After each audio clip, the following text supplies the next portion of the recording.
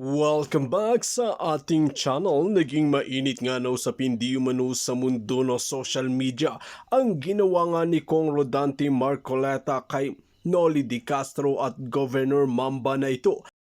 Talagang pinatunayan nga di umano ni Kong Rodante Marcoleta ang kanyang katalinuhan dahil pahiya na naman itong Nölï De Cäströ at si Governor Mamba na ito dahil sa kanilang mga kabalbalan na ginagawa at tila nagsama pa sila.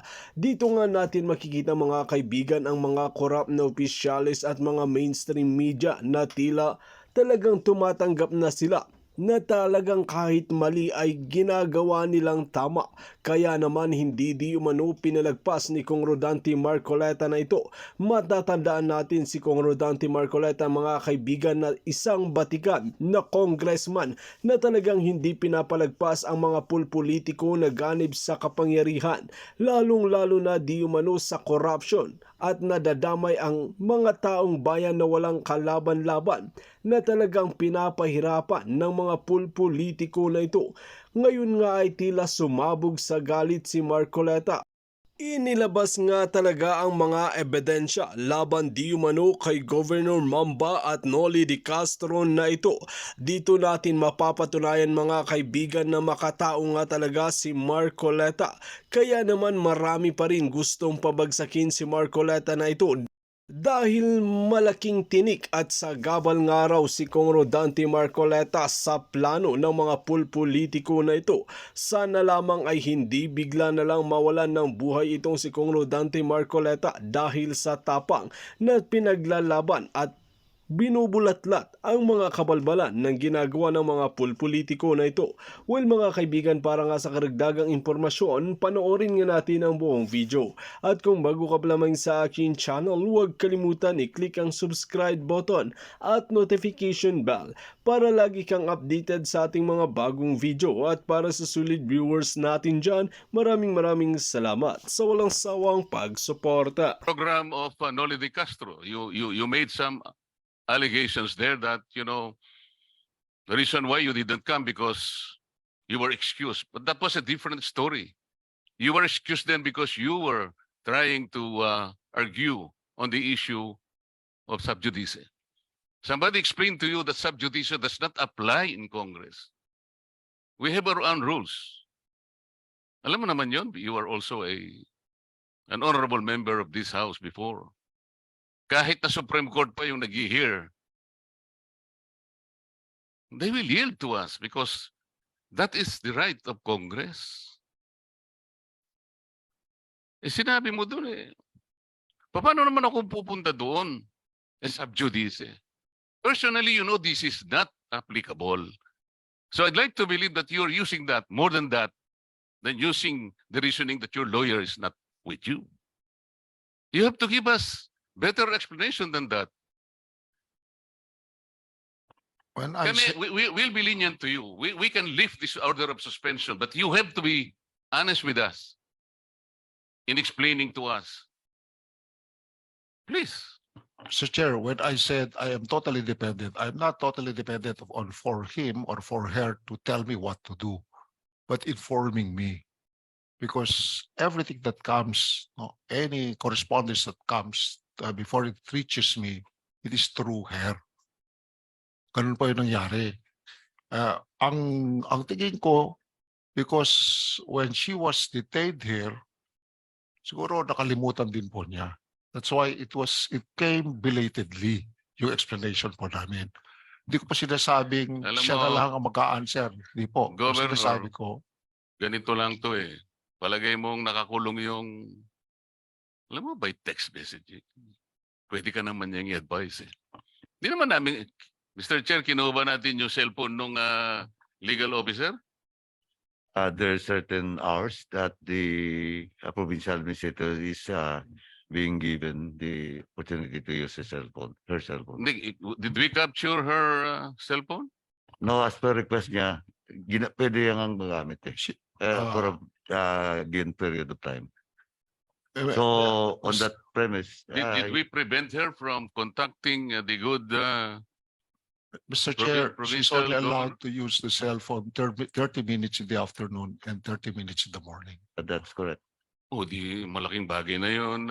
Yeah, pero Ako alam naman niyo siguro, Mr. in Chair, 5 minutes naman. most of the time, siyempre balisa rin yung bata. No? No, this is the first time that she's cited in contempt. She's the first time she's detained and she's out. Wala akong contact kahit kanino. No, she's alone in the detention cell. I don't know. No, kaya nga po sabi ko, it totally quadrason na nagkalimutan po lahat sa totoo lang. Sino naman ho ang hindi a-answer sa show cause order? And I know there are consequences of that. Kaya lang po, ganun po yung nangyari. When she was detained, doon na po and really, I'm really sorry for that. Mr. Chair, can we be informed of what was the extent of the show cause order? Was it too difficult? Was it too legalist that the governor will be unable to answer without the help of his legal officer? Ano ba yung nakalagay doon sa show cause order? It was simply asking him to explain why he should not be cited in contempt for acts. Undue interference of the proceedings of these committees. Our appreciation to what was happening at that time is your officials, which are supposed to shed light on the issues we're taking up, ayaw nilang, hindi namin makuha yung kanilang participation. Dapat sana na-simplify na yung gagawin namin. So we were so helpless. Ang tinatanong lang sa'yo, okay, please explain why you are not supposed to be blah, blah, blah. Show cause order lang eh. Siguro, kahit na wala ka namang legal officer naman yun. Pwede mo namang sabihin, Mr. Chair, I am not preventing anybody from ganito, ganon. Ang dali naman, no? Maybe 2-paragraph letter to reply to the chairman as a sign of respect to him. Do not use that justification. Gusto mong malif itong detention order, we can do it. It is within our right to do it. And we wouldn't like to complicate matters. But sir, we would like an explanation, an honest explanation. Be open to us. Natakot ka, nagkamali ka, o ano ba yung ano mo, kailangan sabihin mo sa amin. Do not use that, please, as a justification for not answering the show cause order. We will never accept that. Kung ang sasabihin mo ay, I am totally dependent with my lawyer. Huwag naman ganun. No, it's not totally dependent on the explanation, Your Honor. So what is your contention? You're partially dependent for on her. her to tell me. Kasi po, lahat ng correspondence na dumadating sa opisina ko, sa kanya muna. And then she informs me about The it. committee And is that not is why- not talking about all the correspondences reaching your office. We are just trying you to explain. Sagutin mo lang ito. Bakit hindi namin makuha yung cooperation ng mga taong ito? Tinatakot mo ba sila? Ganito, ganon. Ay, hindi ko ho sila Oh, prevent. but you should have answered the Yeah, committee. hindi ko ho sila prevent. Yeah, Never kaya prevented them ganito from nga eh. coming over here. Mr. Chair, ang sinasabi ko lang sa kanila, kung halimbawa, nahihirapan nga tayong makakuha ng participation nila, kaya kayo nabigyan ng show cause order. Kung ako, Governor, no? Mr. Chair, in answer to your show cause order, may I tell you that I have not prevented anybody from attending your ano. As a matter of fact, I am now releasing a travel order to these people you wanted to appear in your committee right now, just to tell you that I am with you in ferreting out the truth. Every truth. O di tapos na sana yun. That is not so hard to make. Assure us that you are with us, that you are not trying to stymie the discussion in this meeting. Ganun lang ang hinihingi namin. But it took you ilang days?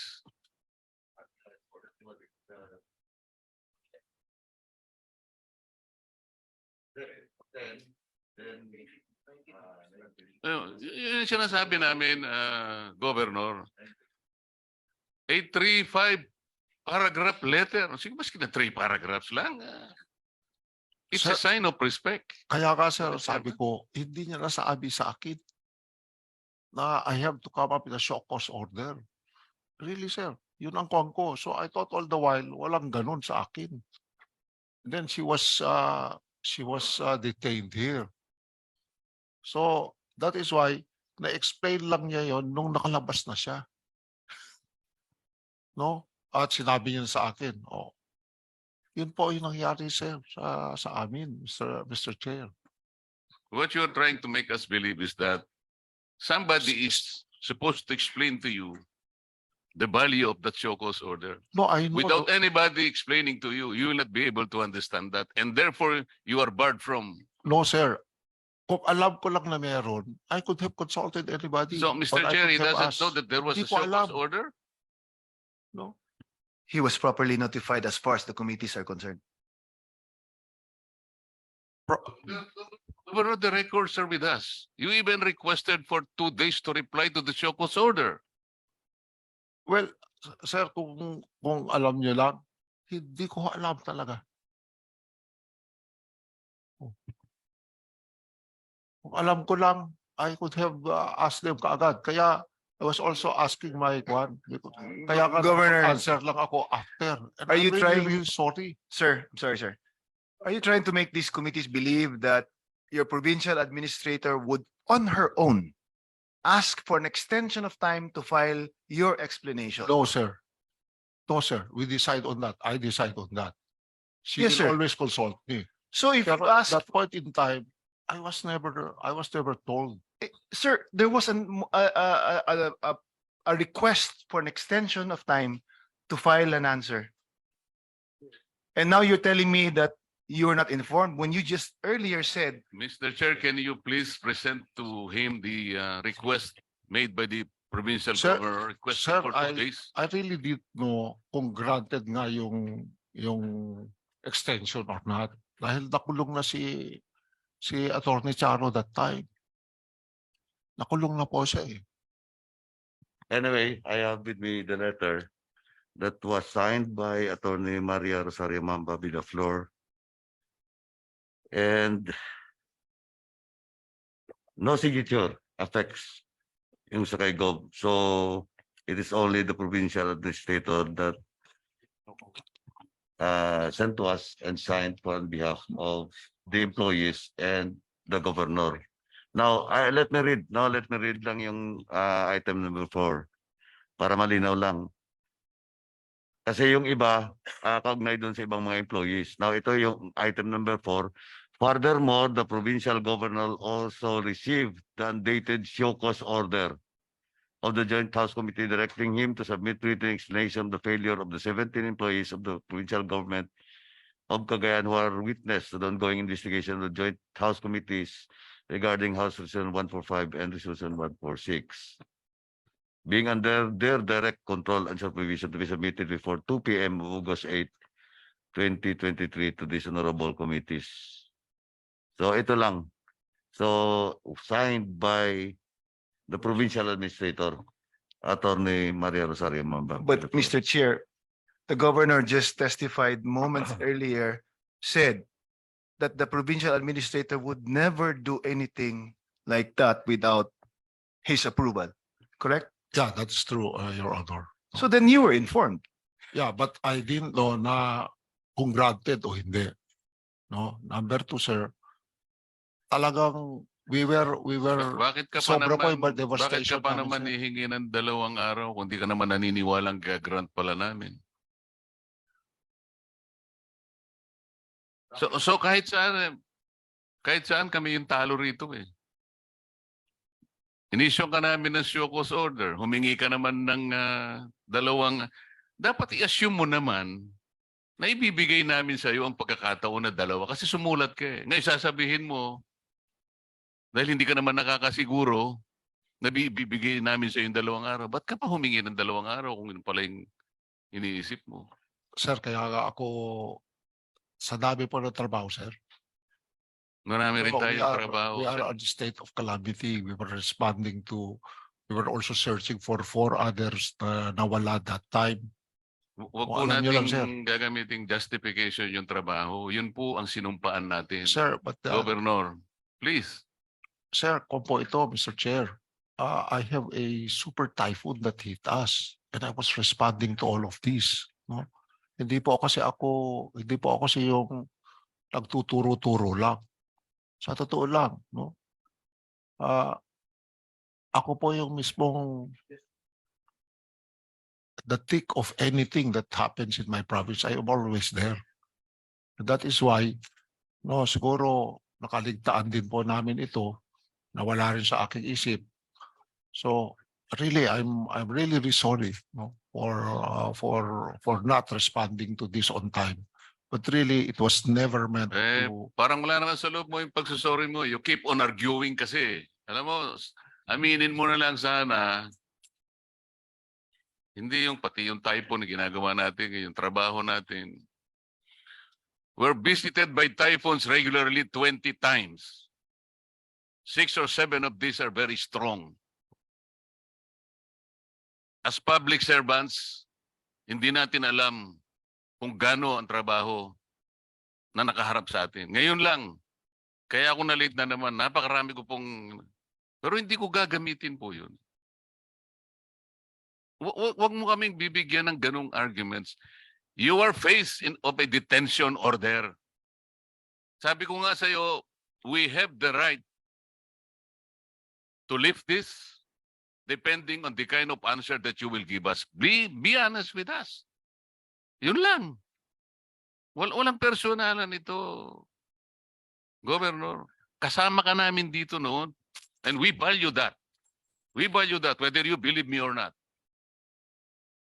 Of course, I believe you, sir. Bakit hindi naman kita ibibilib? No? We've been together here. Kaya nga, sabihin mo na lang na, na wala na yung ganun-ganun na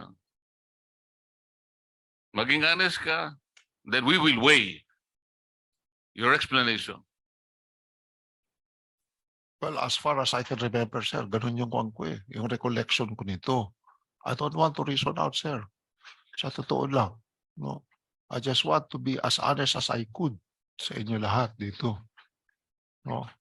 Ganun po yung nangyari sa amin. Siguro litong-lito kami at that point in time, because of the 17 employees who were supposed to come here, including our department heads, our provincial administrator being detained, and then ako mismo was asked to also contempt and everything. Siguro, sir, it's out of all of these things, and of course, yung nangyayari sa aming probinsya at that point in time, and the coming of the president also sa aming probinsya at this point in time, we're wondering what to do about all these things, no? And what to prioritize. Kaya nga po, really, I'm sorry if I've took too much of your time, if in a way, no, napabayaan ko yung aking obligasyones para sa dito. But really, I hope you understand, no, the enormity also of the response that we have to take at that point in time. Yun lang po ang aking pakiusap. Na ako, as you have seen, no, kahit na ilan yung pinapatawag nyo dito, pinapapunta ko naman ito. But we also have to respond to the needs of our people kaagad-agad po. And I'm really sorry if we committed those, no, hindi po namin talagang intensyon na baliwalain itong Kongreso. Thank you, Gob. But anyway, Gob, just follow up lang dun sa tanong ni Honorable Marcoleta before I give the floor to the co-chair. Kasi in the letter signed by Attorney Maria Rosario Mamba, Villaflor, are you aware that he's asking for 2 days na palugit? Kaugnay dun sa sagot mo dapat sa show cause order? Kasi ito, basahin ko na lang ko ba? Yung number 5 kasi at number 6, magkadugtong to, no? Unfortunately, however, ito yung letter ni ni Attorney Villaflor. Yung last part. Unfortunately, however, the written explanation of the undersigned and the above named employees of the provincial government of Cagayan cannot be filled within the prescribed period. And that was dapat August 8, no? Because the show cause order in the Suprema was ordered August 7. Prescribed period due to lack of material time to intelligently prepare for the same. For this reason, the undersigned on behalf of the herein named employees are humbly seeking the indulgence of these honorable committees and ask for an additional 2 days or until 10 August 2023 within which to file the respective explanations. So, sa bagagi mo po, in your part, are you aware that the provincial administrator asked for the extension of the letter reply to the show cause order? I am not sure, sir. I'm not sure of that. Sa totoo lang. No, but really, I never prevented anyone into coming over here. No, no. Hindi ako nakapagbigay ng We will not order. discuss the merit of preventing or letting them. My question is, are you aware? Kasi hindi ka pumirma eh. Si Villaflor. Si Atty. Villaflor pumirma. But of course, for on behalf of the employees and you, dun sa show cause order, na 2 days, yung palugit na hiningi mo, instead of August 8, nag-promise siya to her letter signed by Atty. Villaflor na August 10. And when in fact, last August 9 hearing, that was a series of meeting, August 7 and August 9. On the August 9 hearing, the committee approved your request to extend the answer or reply of the good governor from Cagayan for 2 days. And the 2 days is August 10. Yan ang tanong ko lang kung are you aware of that request being made by the provincial administrator to the committee that he's asking for. Mr. Chair, first of all, I'd like to know why there was a show cause order and whether or not the show cause order was answered on time, because I think all this started from that. And then secondly, because there was an allegation that Governor Mamba was preventing those officials in the province of Cagayan, which were all called into the meeting to shed light on the issues being discussed. And I was informed that there was an alleged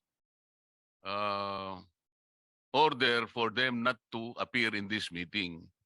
So I'd like to know whether or not the Cagayan governor has a hand in preventing those persons called by the committee to testify.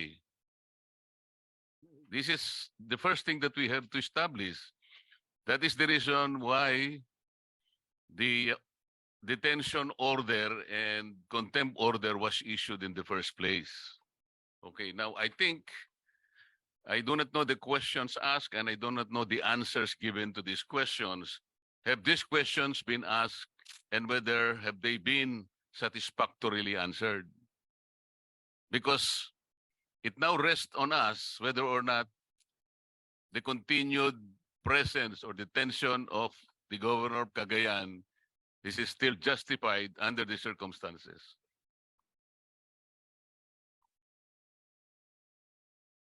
Thank you, Congressman Marcoleta. Well, the governor was properly notified. He was given ample opportunity to answer. His answers came late and came only after the committees found him liable for failing to appear and for refusing to give the travel orders or authority on the persons requested to appear before this committee. And as testified to by the officers or the officers of the provincial government called, they said that had they been given a travel authority, they would have attended our committee's hearing. So, Governor Mamba, what was the reason why, first of all, you failed to answer on time the show cause order, and then thereafter, according to the testimony of your own officials, they were prevented from appearing before us simply because they were denied travel order from your office. Of course, this constitute the charges and from which the order of contempt and detention came from. So unless you are able to explain to us with clarity and with conviction, you make us believe that we were wrong in issuing the contempt order and the detention. Please. Yeah, thank you so much, Mr. Chair. No, as I explained a while ago, I apologize for the delay on my explanation on the show cause order, Mr. Chair. As I said a while ago, I am totally dependent on my provincial administrator and chief of staff as far as legal matters are concerned.